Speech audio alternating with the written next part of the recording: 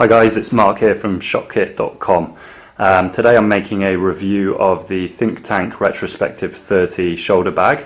I think this is the best shoulder bag that I've come across for wedding photography.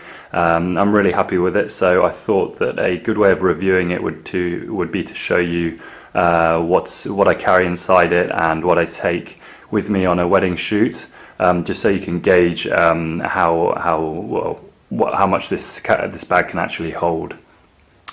Just to give you an idea of how big it actually is, I'm just going to put my hand in the shot.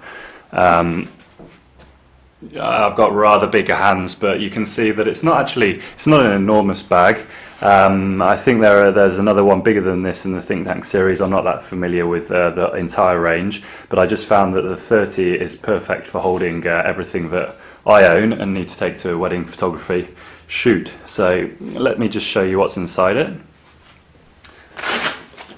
So on the top there, I've got my Holdfast Moneymaker strap. I've done a review on this strap on ShotKit. I'll drop the link in the video. It's an excellent strap. Looks amazing, obviously, and it's functional. It's very well made. But yeah, like I said, the review's on my site, so I won't go too much into that, but there you go. Alright, so as you can see, I'm carrying two bodies here, so let's get those out. So this is the first one. Let me just get the focus right. So this is my Nikon D610. I bought this a couple of weeks ago. I'm reviewing this camera as well, so I'll put a link to that soon. And I've got on there the 85 1.4. And next out of the bag is another D610, and I'm rocking the 35 1.4, my favourite lens of all time, on there. And just on these side pockets here, we've got a Gorilla Pod.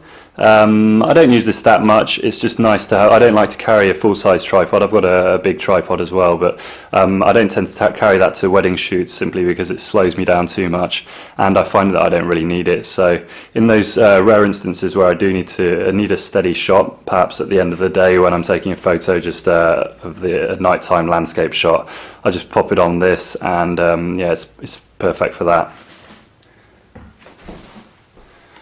So in the side pocket here, keep a flash. So that's the SB700, and then just a couple of toys over here. I've got a flashlight, so that's useful if I'm obviously doing something in the dark, or perhaps I want to light paint or something. And then I've got another light here, LED light, which sometimes I'll use for light painting, or I'll get the subject to hold it and wave it just for something a bit different in a nighttime shot. Then over on the right hand side here, this is a new lens of mine. It's the Nikon 58mm 1.4, and I bought this after reading the awesome review by Jay Casario, which is on my site on ShotKit.com. I'll drop the link in there. Obviously I did a lot of other reading about this, but it was ultimately Jay's awesome review that took me over the edge, shall we say, and made a massive hole in my wallet. But I'm really pleased with this. I haven't actually shot it professionally yet. I've just taken it out just to have a play with, but yeah, it's an awesome lens. Okay, so as you can see, there's already quite a lot that's come out of this small bag. So we've got the two bodies there. We have the flash in the corner there with some other accessories, and one big lens from here. That, well, I say big, it's the 58mm, and then over on the side here, again, this is another indispensable tool that I've reviewed on ShotKit. It's the Color Space UDMA2. I use this to back up everything as soon as I've shot it at a wedding. As soon as, just as quickly as I can. So usually it's during when people are eating, or if there's a little break, then I'll just pop one of the memory cards out and back it up straight away. And then when I get home, Since all the memory cards are backed up into this thing, it means that I don't need to have multiple card readers. So if I've shot, say, 4 or 5 memory cards full of photos, which is not uncommon for me at a wedding, rather than needing 4 or 5 memory card readers, or to do them one after the other, I'll just plug this into the computer and export from here. So that's a great time saver. Alright, so moving on to these front pockets in the bag. Inside here I keep these Yongno triggers. I've just got this piece of paper here because this button actually gets pressed by accident occasionally, so it just to save the battery. But those are some Yongno, what are they called? RF602RX triggers. So yeah, they're cheap and handy if I ever want to do off-camera flash, which I've got to say is pretty rare at a wedding. But they're so small and light, I like to just keep them in the bag just in case.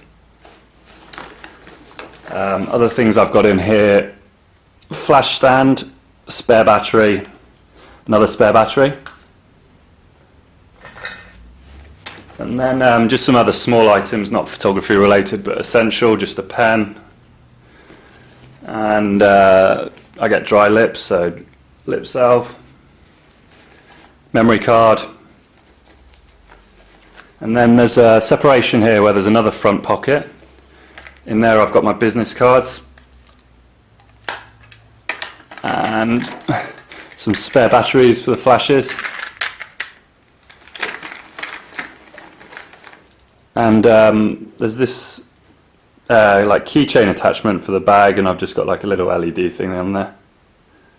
Oh, it's run out of batteries. Anyway, I've never used that before, but I just thought I'd hang that on there, and I attach my keys on there when I'm going off to shoot as well. Alright, so that's the inside of the bag. It's got these 2 front pockets here, which are deceptively large, and I'll show you what goes inside those. So first of all, I've got my variable ND filter. So I haven't actually played with this yet. I bought it quite recently, but I plan to do some landscape photography with that. Yep, so you can see how big it is actually compared to my hand. It's actually quite big, this box, so you get an idea of how big these front pockets are.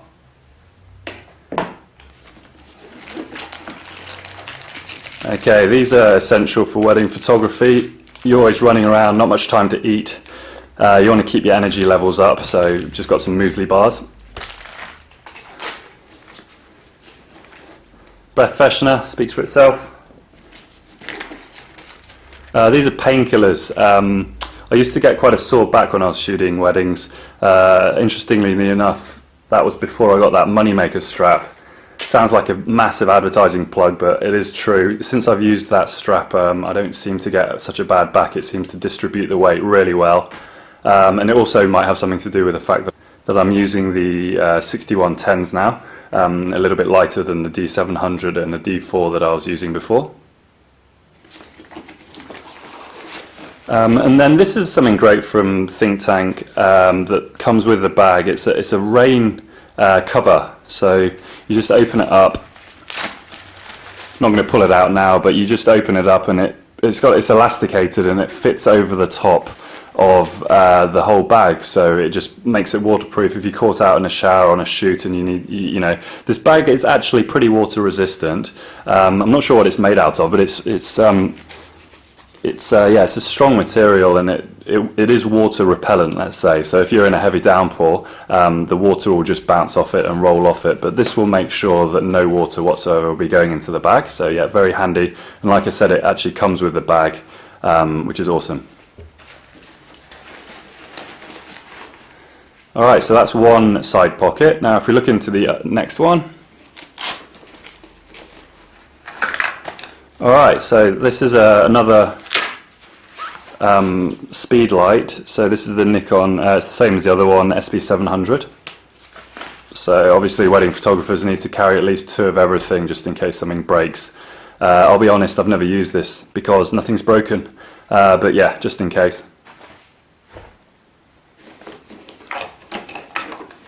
Alright, 2 more lenses. This is the 20mm 2.8. So that's a very good value wide-angle lens. I did contemplate getting the 24 1.4, but it's very expensive, and I don't actually shoot that wide often at all. It'll be, for example, if I'm taking a group shot that I can't back up far enough to use one of the longer lenses, and I need to fit everyone in, I'll use this. Usually for group shots I'm shooting with either the 85 or the 35. I prefer to shoot it with the 85 just because I want to minimize any distortion whatsoever, but there are times when I can't back up far enough, so I'll use the 35, and if I can't use that, I'll use the 20. So there you go. That's a good value wide-angle lens, and it's pretty sharp as well. And then the other lens that came out of there is the 50 1.8D. So this is the best value lens that I think in the entire Nikon lineup, and I'll be writing a review on this. Canon's got the equivalent as well. Canon's got a 50 1.8, and I just think they're awesome value. I think I bought this one for around 150 bucks, which is just amazing for a 1.8 lens. It's sharp, it's very light, and it focuses very fast as well. So I think this is a really good travel lens. I also use it for dance floor shots as well because it focuses so fast at weddings. So yeah, this is a great lens, and I recommend everyone to buy it. It's so cheap that you should just have it in your camera bag. Okay, so what else we got in here? A diffuser, or rather this is for spreading the flashlight, isn't it? I don't actually use this at all, but it's useful, I suppose, if I was shooting on a wide angle lens and I wanted the flash to spread further than normal. But anyway, that's in there. I don't really use it much. Alright, so that was the inside of the bag and the front two pockets. All that's left now are these. There's an inside pocket there, so you could slip in, I'd say I've never tried it myself, but I reckon a 13-inch MacBook Air or a Pro or something like that would fit in there. If I get that wrong, I'll correct it afterwards, but I'm pretty sure a 13-inch would fit in there. Of course, an 11-inch would as well. And then at the back here, there's another pocket. I won't bother showing you in there because it's not very interesting, but there's just documents, and I carry these little corn plaster things, blister plasters for my feet. Yeah, there you go. I'll show you those. They're really good, just in case, yeah, on a wedding day anything can happen, so that's just in case I get a blister. Then at the back here, there's this carry handle, which doesn't look like much, but that's all you need really, just if you need to just grab the bag quickly and take it, as well as this strap, which is really heavy duty. This is never going to rip, and it's got this awesome sticky back panel here, which doesn't slide off your shoulder at all. It's literally tacky, like as in it's sticky, and it's very cushioned as well. So even if this thing weighs a bit with all my gear in it, I don't really feel it because it's spread nice and evenly across my shoulder. Alright, so one last thing about this bag. There's a business card holder here.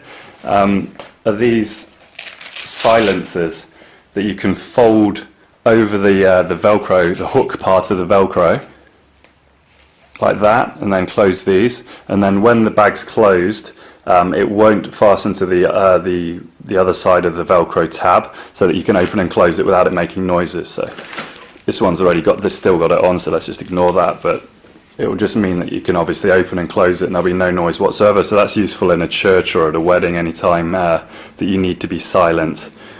So all in all, I love this bag for the fact that it can fit so much inside it. As you can see, there's a hell of a lot of gear that I've just pulled out of there. More than enough for a wedding shoot or any kind of shoot, actually, I'd say. But also I love the look of the bag. You can tell there's no overt branding on it anywhere. So that's the front. It just looks like a black satchel, almost like a school bag or something. And then around the back here, you've got the Think Tank branding, but it's very subtle. Just this black logo, and also the Retrospective 30 just peeking over here. But apart from that, there really is nothing that that tells you that this is, you know, a camera bag full of thousands of dollars worth of gear. And I love that about think tank products, that they don't, you know, they don't need to scream their brand name. That it just comes across in the quality of the product. You can tell this is a think tank product just because of all the thought that's gone into it. Just these, you know, these little tabs here that stop things falling out the pockets in the inside, and the pockets on the inside, where is it? They have these other tabs that secure whatever's in them. So I had that little the HDMI memory card copier thing in there, so I could put that tab over the top there. If I don't want it, if I need to get that out quickly, then I can put the tab inside, and there's actually some Velcro in there, so I can just stick that back down and it won't get in the way. So all these little detailed aspects just, you know, scream think tank. That's why I think they're at the top of the game for bags. They've put so much thought in it. It's also an affordable bag, but very high quality. Something that I haven't mentioned are these dividers that are attached by Velcro to the inside, and you can move those around freely. I've just set this up to suit my shooting, my equipment, but you can take them all out. And then, you know, you can just use that, for example, to carry your clothes or something if you want to use this bag for everyday purposes. And like I said before, there's no overt camera manufacturer branding on it, so it wouldn't look weird if you were to use it as an overnight bag. So yeah, there you go. I'm getting a bit out of breath here. This is my first video review that I've done. Sorry if I was talking a little bit fast, but there's quite a lot to be said about this bag, and I hope I've got it all across. So I'm going to drop a link in the review, in this post afterwards. If you're interested in purchasing the bag, then I'd appreciate it if you use the link. It's obviously supports ShotKit and helps me keep on producing content like this. So I hope you've enjoyed that. That's the Think Tank Retrospective 30, and I'm Mark from ShotKit.com.